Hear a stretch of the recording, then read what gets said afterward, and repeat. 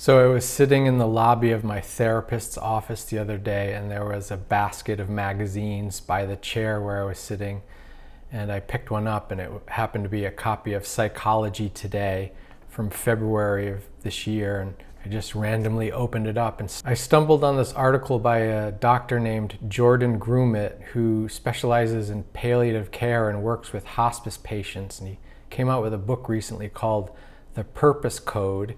And he published this op-ed in Psychology Today, and it's called The Paradox of Purpose. So I read it, and I came away feeling dissatisfied, and I want to explain why. First of all, I really appreciate what he does. He's working with people who are what he calls actively dying, and he says they've taught him some very important life lessons. One of the things that they repeatedly emphasize to him is that we should put purpose first in our lives, and he cites a couple of studies that show that essentially having a sense of purpose in life leads to higher longevity and also a higher sense of well-being. But then he quotes another study that showed that essentially 91% of people experience what's called purposed anxiety at some point in their lives. And he says this term describes the anxiety, frustration, and even depression that people feel when they can't figure out what their purpose is. And then he makes his argument, which is essentially that people get purpose wrong. So Grumet basically describes two kinds of purpose. The first, he says, is big, audacious, and goal-oriented. It's things like starting $1 billion company or becoming a world leader or changing the course of history. And he says of these kinds of big result purposes that focusing solely on big and audacious purpose can lead to burnout, anxiety, and a sense of failure when the goal proves elusive. Because he says this kind of big result purpose depends on a lot of things that are out of our control and often boil down to sheer luck. And then the other kind of purpose he describes as process-oriented. And this sense of purpose is rooted in day-to-day activities that we enjoy and care about deeply. So it allows us to feel alive in the moment, is how he puts it. And he says these kinds of opportunities, this kind of purpose, are abundant in life, where achieving these huge goals are rather rare. On the surface, I think that's accurate. We often confuse result-oriented goals with purpose, and we also lose sight of our capacity to connect with the simpler activities in life that can be meaningful and pleasurable at the same time. And out of that can come a real deep sense of abiding purpose. But the deeper question to me is, why do so many of us gravitate towards these grandiose conceptions of purpose? And concomitantly, why is it so hard to feel alive in the moment? And the answer to me comes from looking at our childhood and what you would call an attachment wound. Those of us who have traumatic childhoods and those of us who never attached securely to our primary caregivers, our mother or father, whoever took care of us when we were little, struggle with this sense of purpose. And that's the root cause of that confusion about gravitating to grandiose purposes, and also why we find it so hard to take pleasure or find joy in the day-to-day activities that we do and being present in the moment, as you would call it. And I'm going to explain a little bit why I think this is. He offers a clue when he says that people who pursue those grandiose goals are often looking for what he calls external validation. And yes, that's true, but if we connect it back to insecure attachment, we can understand why a childhood trauma survivor would be seeking external validation. Calling it external validation doesn't really capture the emotional essence of what motivates us to pursue grandiose goals. Say, you don't suppose he's unhappy? I know now what I must do. I must use my gift of invention to save Ren. If I'm insecurely attached to my caregiver, one of the ways that I can survive in what is perceived by that little child, they won't be able to explain it in words, but what's perceived emotionally by that child is that this environment is hostile and I have to perform in order to fit in or survive or get my needs met.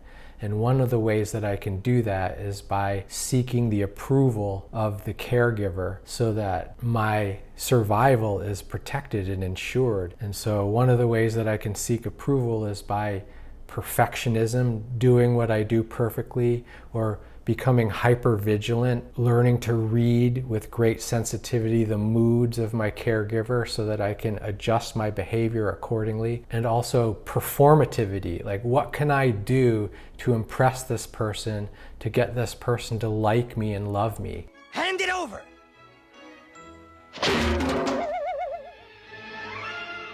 Hey, what is this thing? Get it off of me! It's the happy helmet, Ren. Now you'll always be happy. And this is the remote control. And I use this dial to control how happy you are. So these are habits born from this insecurity that grow throughout your life, that are planted in that early stage, that when you're very young, that expresses itself later in life as wanting to take on these grandiose goals to get this external validation that you feel like you need to survive emotionally in the hostile environment that you had when you were little, that you carry with you inside as an adult. And then the other thing is, for those of us who are insecurely attached when we were little, why is it so hard for us to feel alive in the moment? And again, it goes back to that hostile environment we grew up in when we were very young. Often when we think about childhood trauma, we see it as abuse, overt abuse, whether it's physical abuse or even emotional abuse. As horrible as physical and emotional abuse is, being hit or being yelled at, being humiliated by your parents or by your caregiver, You sick little monkey!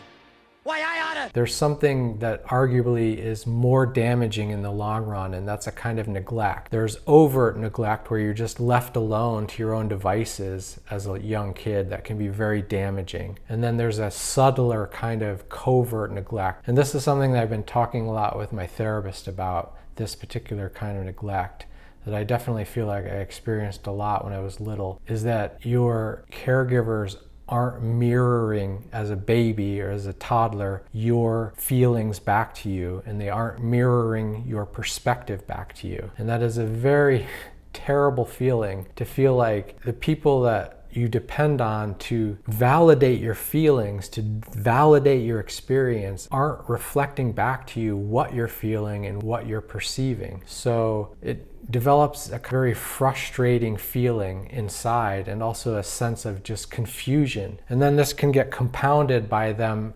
actively rejecting certain expressions of your feeling. Like for me, when I was little, I learned very early on that expressing my anger was not okay. And so I had to hide my anger. And eventually what happened was it just became internalized. I just directed my anger at myself. And one expression of that is having a really harsh inner critic. But again, it's very subtle. It's like if a caregiver is not mirroring your feelings, then you don't know that those feelings are okay. You don't know that those feelings are real. You start to question the validity of those feelings, the realness of those feelings, and it just develops a sense of, literally, of a kind of insecurity. Like, I don't know what I feel, and when I do know what I feel, certain of those feelings aren't allowed. I'm not allowed to feel, for example, anger, or I'm not allowed to feel joy, or I'm not allowed to feel sadness, and so I have to hide them away, and they come out in compulsive behaviors or other unhealthy ways, because as we all know, you can't really repress feelings effectively for very long. They find their way into your behavior one way or the other, and if we're actively resisting them, they usually find their way to expression in unhealthy ways. And so it's that lack of mirroring that creates this lack of confidence in what I feel, this lack of validation that I'm getting from my caregivers becomes a self-invalidation or a self-abandonment. I don't know what I feel. When I do feel something strongly, I feel like I'm not allowed to express it, that it's shameful, that I have to hide it. And then because of that, it becomes very difficult to make choices in life, because as we all grasp, I think deeply, intuitively, we have to feel in order to make choices. When we don't have our access to our full range of feelings, it's very hard to choose in life the direction or the action we want to take. Feelings are this vital form of information that we get, the whole range of feelings that help us decide what to do, to help us take action, to have agency in the world. And if we don't have access to those feelings, it becomes very difficult to choose, and we often get into this dilemma that Joe Hudson calls the difference between choosing and deciding, where choosing is something that flows organically out of this feelingful experience, this flow of feelings in our life, and decisions are things that we often analyze to death and ruminate over, and we find very difficult to actually take action on one option or another. So for those of us who were insecurely attached, especially the big things in life often become decisions and not just choices, but also the little things as well. And then the other thing that we learn is that because our feelings aren't safe, our perspective is not valid,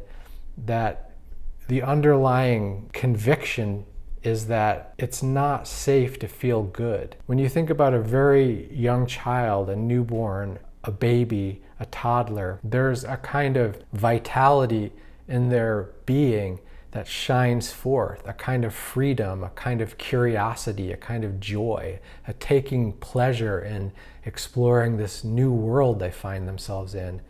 And if we're insecurely attached, that joy gets snuffed out or buried. That curiosity gets dampened or muted. We learn that our environment is hostile, and so it's not safe to feel good. And we carry that with us into our adult life. And even though we're no longer in that hostile environment, we're adults now, we don't have our parents around, we can make our own way in the world, we still carry with us that sense of it's not safe to feel good. And another way of describing that is just anxiety and uncertainty and ambivalence, inner conflict.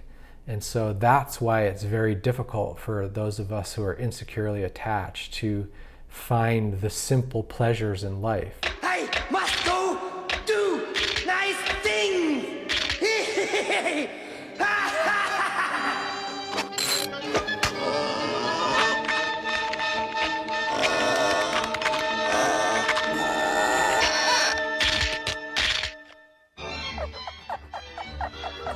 So happy ironing for Stimpy!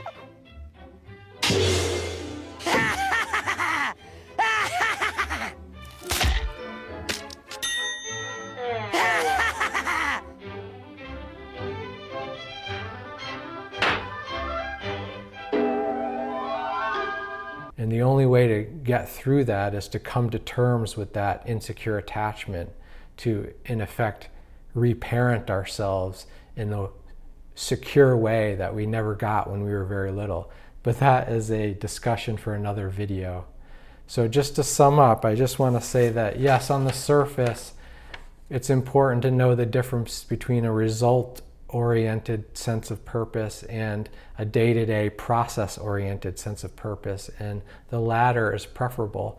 We can still have big goals and ambitions, and here's the paradox. My paradox to this is when we are securely attached, when we are fully in touch with our feelings and we can make choices out of the flow of those feelings, we develop a kind of strong intuition about our path in life. It makes it a lot easier to achieve those grand goals because we're now much more likely to choose something that's in alignment with our sense of self, right? That's another point that I need to make, is that our sense of self emerges from that access and flow of the full complement of feelings in life. Ren, you're angry? You turned tootin'! I'm angry! I have never been this angry in my entire life! Hey! I I feel great. I love being angry. Thank you, Stimpy. Happy to be of service?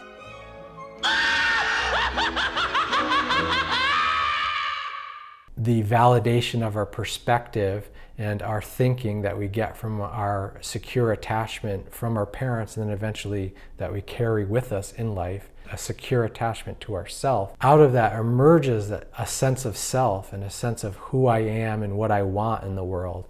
And then when we choose those big goals from that, it's much more likely to be in alignment with our talents, our interests, our social environment, and it's much more likely that we're going to be able to sustain the interest and the attention and the effort to achieve those goals. First you trade the Cadillac for a microphone. Then you lie to me about the band. Now you're gonna put me right back in the joint. They're not gonna catch us. We're on a mission from God. Being securely attached, in a way, integrates these two kinds of purposes fully so that we can achieve great things and we can enjoy it in the day-to-day process at the same time.